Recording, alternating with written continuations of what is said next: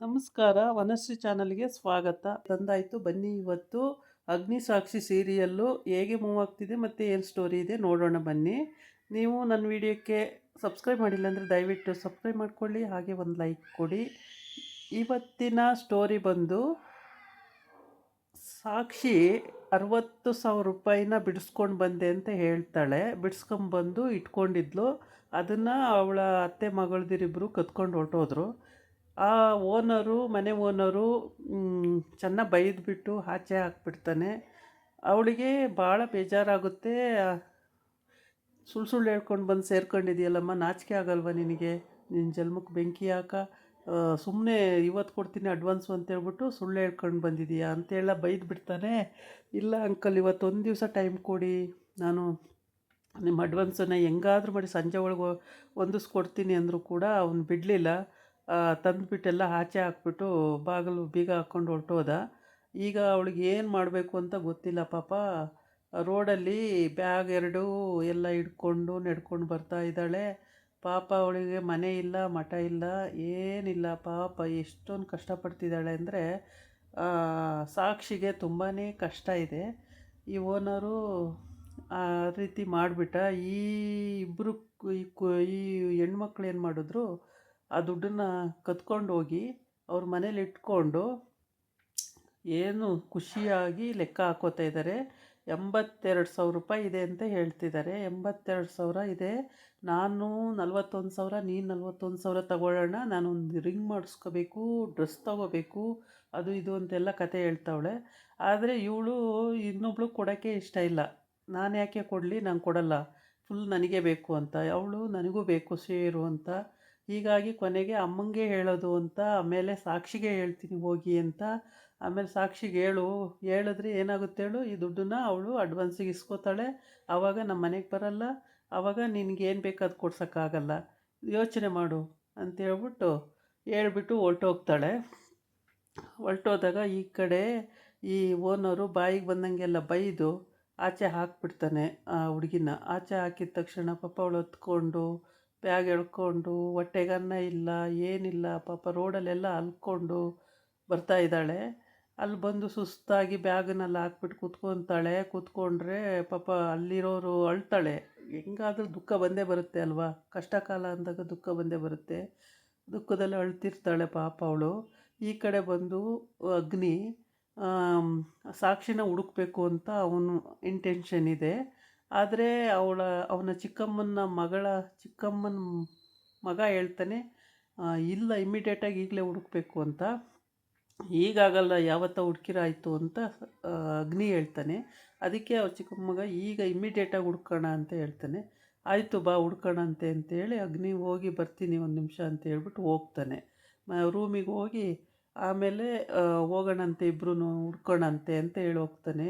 ಹುಡ್ಕೋದೇನೋ ಸುಲಭ ಅಲ್ಲ ಅಂತ ಅಗ್ನಿ ಹೇಳ್ತಾನೆ. ಅದಕ್ಕೆ ಅಯ್ಯೋ ಏನೇನೋ ಎಲ್ಲ ಮಾಡ್ಬೋದು, ಅವಳನ್ನ ಹುಡ್ಕೋದೇನು ದೊಡ್ಡ ಕೆಲಸ ಅಲ್ಲ ನಡಿ ಅಂತ ಹೇಳ್ತಾನೆ.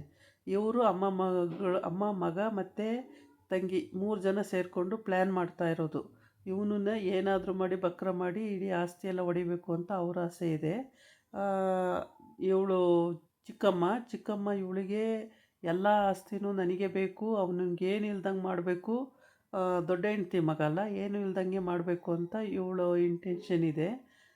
ಬಾವ ಅಂದ್ಕೊಂಡು ಎಲ್ಲ ನಾವು ನನ್ನ ಮಗನಿಗೆ ತಗೋಬೋದು, ನನ್ನ ಮಗಳಿಗೆ ತಗೋಬೋದು, ನಾನು ತಗೋಬೋದು ಅನ್ನೋದು ಇವಳ ಆಸೆ. ಆದರೆ ಅಲ್ಲಿ ಅವನೇನು ಅಷ್ಟು ದಡ್ಡ ಅಲ್ಲ ಅಗ್ನಿ.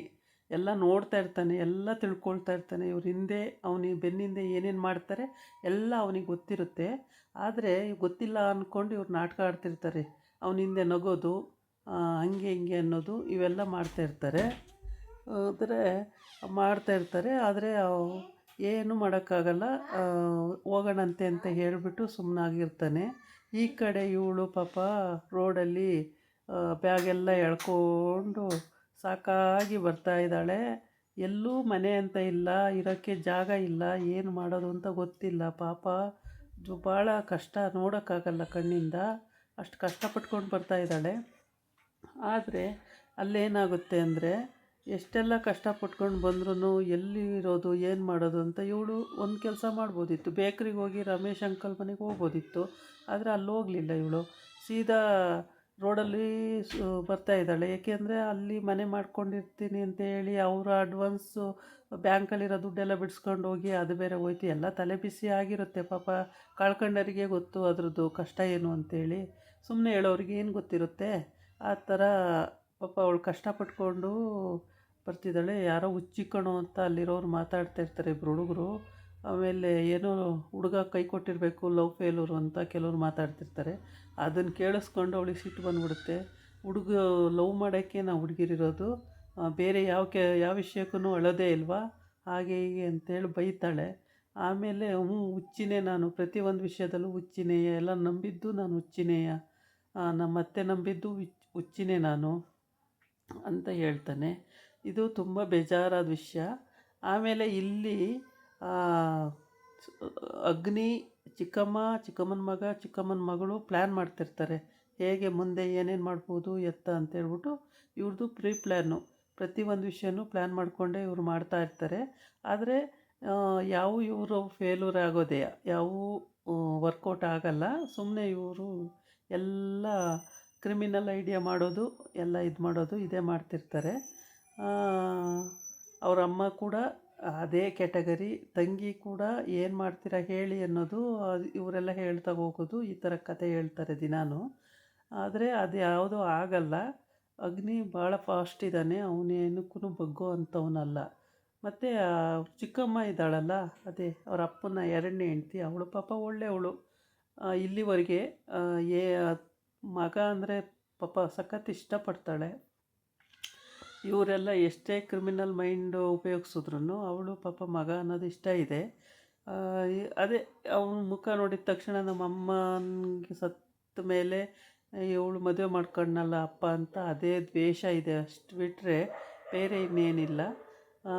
ಆ ಅಮ್ಮ ಮಾತ್ರ ಭಾಳ ಚೆನ್ನಾಗಿ ನೋಡ್ಕೋತಾಳೆ, ಮಾತಾಡ್ಸೋದು ಎಲ್ಲ ತುಂಬ ಚೆನ್ನಾಗಿ ಮಾಡ್ತಾಳೆ. ಅದೇ ಸಾಕಾಗುತ್ತೆ. ಹಾಗೆ ಇವ್ರಂಗೇನು ಕ್ರಿಮಿನಲ್ ಮೈಂಡ್ ಉಪಯೋಗಿಸಲ್ಲ, ಭಾಳ ಒಳ್ಳೆ ಹೆಂಗಸು ಅಯ್ಯಮ್ಮ.